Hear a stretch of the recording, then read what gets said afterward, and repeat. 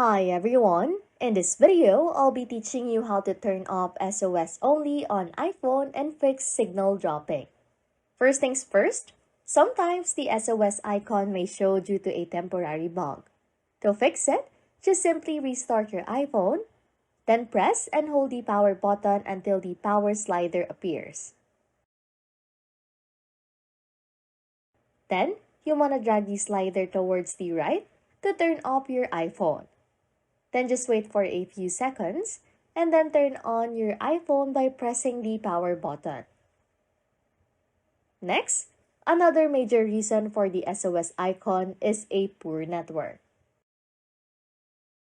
To fix this, just go to Settings and then tap General, then swipe down and tap Transfer or Reset iPhone, then tap Reset, then select Reset Network Settings, as this usually should bring your iPhone back to the normal screen.